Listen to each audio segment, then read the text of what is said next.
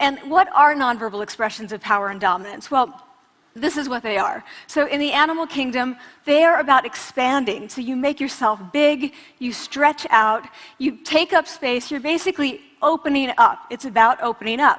And this is true across the animal kingdom. It's not just limited to primates, and humans do the same thing. So they do this both when they have power sort of chronically, and also when they're feeling powerful in the moment. And this one is especially interesting because it really shows us how universal and old these expressions of power are. This expression, which is known as pride, Jessica Tracy has studied, she shows that people who are born with sight and people who are congenitally blind do this when they win at a physical competition. So when they cross the finish line and they've won, it doesn't matter if they've never seen anyone do it, they do this. So the arms up in the V, the chin is slightly lifted. What do we do when we feel powerless? We do exactly the opposite. We close up, we wrap ourselves up, we make ourselves small. We don't want to bump into the person next to us. So again, both animals and humans do the same thing. And this is what happens when you put together high and low power. So what we tend to do when it comes to power is that we complement the other's nonverbals. So if someone's being really powerful with us, we tend to make ourselves smaller. We don't mirror them, we do the opposite of them. So I'm watching this behavior in the classroom, and what do I notice? I notice that MBA students really exhibit the full range of power nonverbals. So you have people who are like caricatures of alphas, like really coming into the room, they get right into the middle of the room, before class even starts, like they really want to occupy space. When they sit down, they're sort of spread out, they raise their hands like this. You have other people who are virtually collapsing when they come in. As soon as they come in, you see it. You see it on their faces and their bodies, and they sit in their chair and they make themselves tiny, and they go like this when they raise their hand. I noticed a couple things about this. One, you're not going to be surprised, it seems to be related to gender. So women are much more likely to do this kind of thing than men. Women feel chronically less powerful than men, so this is not surprising. But the other thing I noticed is that it also seemed to be related to the extent to which the students were participating and how well they were participating. And this is really important in the MBA classroom because participation counts for half the grade. So business schools have been struggling with this gender grade gap. You get these equally qualified women and men coming in, and then you get these differences in grades, and it seems to be partly attributable to participation.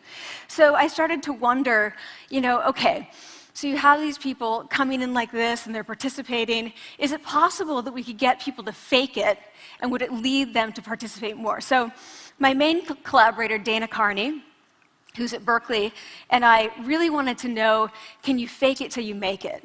Like, can you do this just for a little while and actually experience a behavioral outcome that makes you seem more powerful? So we know that our nonverbals govern how other people think and feel about us. There's a lot of evidence, but our question really was, do our nonverbals govern how we think and feel about ourselves? There's some evidence that they do. So, for example, when we smile when we feel happy, but also when we're forced to smile by holding a pen in our teeth like this, it makes us feel happy. So it goes both ways. When it comes to power, it also goes both ways. So when you feel powerful, you're more likely to do this, but it's also possible that when you pretend to be powerful, you are more likely to actually feel powerful. So the second question really was, so we know that our minds change our bodies. Is it also true that our bodies change our minds? And when I say minds, in the case of the powerful, what am I talking about? So I'm talking about thoughts and feelings and the sort of physiological things that make up our thoughts and feelings. And in my case, that's hormones. I look at hormones. So what do the minds of the powerful versus the powerless look like?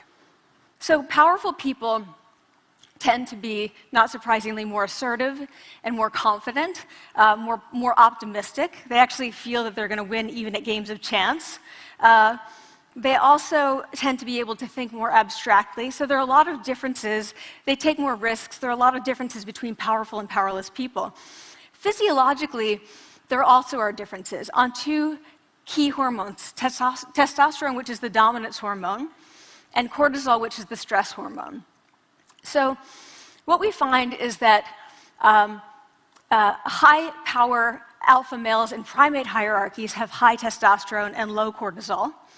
And powerful and effective leaders also have high testosterone and low cortisol. So what does that mean? When you think about power, people tended to think only about testosterone because that was about dominance. But really, power is also about how you react to stress. So do you want the high-power leader that's dominant, high on testosterone, but really stress reactive? Probably not, right? You want the person who's powerful and assertive and dominant, but not very stress reactive, the person who's laid back. So we know that in primate hierarchies, if an alpha needs to take over, if an individual needs to take over an alpha role sort of suddenly, within a few days, that individual's testosterone has gone up significantly and his cortisol has dropped significantly.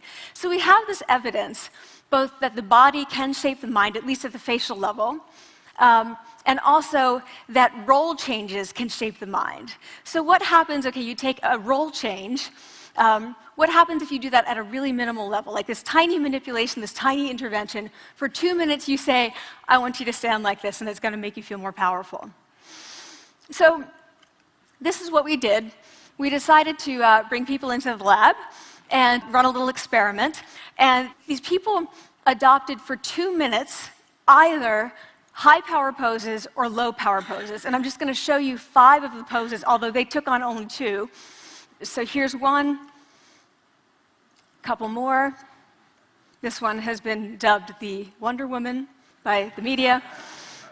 Here are a couple more. So you can be standing or you can be sitting. And here are the low power poses. So you're folding up, you're making yourself small. This one is very low power. When you're touching your neck, you're really kind of protecting yourself. So this is what happens. They come in, they spit into a vial. We, for 2 minutes, say, you need to do this or this. They don't look at pictures of the poses. We don't want to prime them with the concept of power. We want them to be feeling power, right? So 2 minutes they do this. We then ask them, how powerful do you feel on a series of items? And then we give them an opportunity to gamble. And then we take another saliva sample. That's it. That's the whole experiment. So this is what we find. Risk tolerance, which is the gambling. What we find is that when you're in the high power pose condition, 86% of you will gamble. When you're in the low power pose condition, only 60%. And that's a pretty whopping significant difference. Here's what we find on testosterone. From their baseline when they come in, high power people experience about a 20% increase, and low power people experience about a 10% decrease. So again, 2 minutes and you get these changes. Here's what you get on cortisol. High power people experience about a 25% decrease, and the low power people experience about a 15% increase. So 2 minutes lead to these hormonal changes that configure your brain to basically be either assertive, confident, and comfortable, or really stress reactive, and feeling sort of shut down. And we've all had that feeling, right? So it seems that our nonverbals do govern how we think and feel about ourselves. So it's not just others, but it's also ourselves. Also, our bodies change our minds. But the next question, of course, is, can power posing for a few minutes really change your life in meaningful ways? So this is in the lab, it's this little task, it's just a couple of minutes. Where can you actually apply this, which we cared about, of course.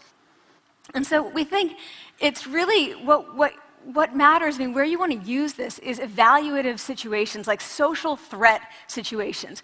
Where are you being evaluated? Either by your friends, like for teenagers, it's at the lunchroom table. It could be, for some people, it's speaking at a school board meeting. It might be giving a pitch, or giving a talk like this, or doing a job interview.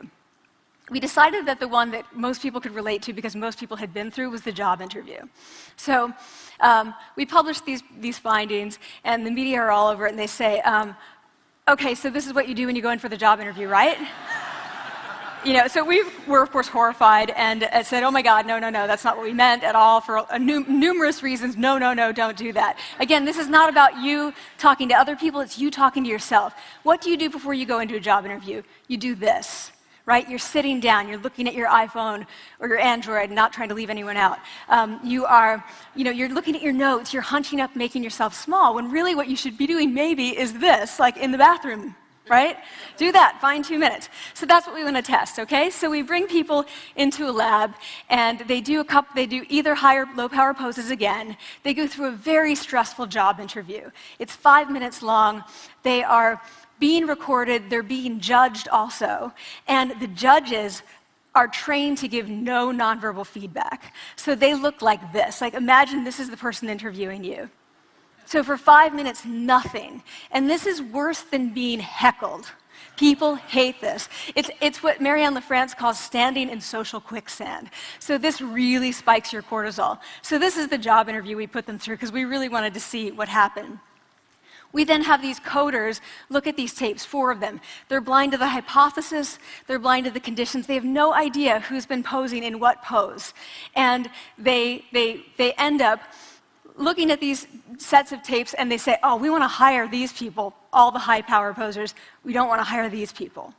We also evaluate these people much more positively overall. But what's driving it? It's not about the content of the speech. It's about the presence that they're bringing to the speech. We also, because we rate them on all these variables related to sort of competence, like how well structured is the speech? How good is it? What are their qualifications? No effect on those things. This is what's affected, these kinds of things. People are bringing their true selves, basically. They're bringing themselves. They bring their ideas, but as themselves, with no residue over them. So this is what's driving the effect or mediating the effect.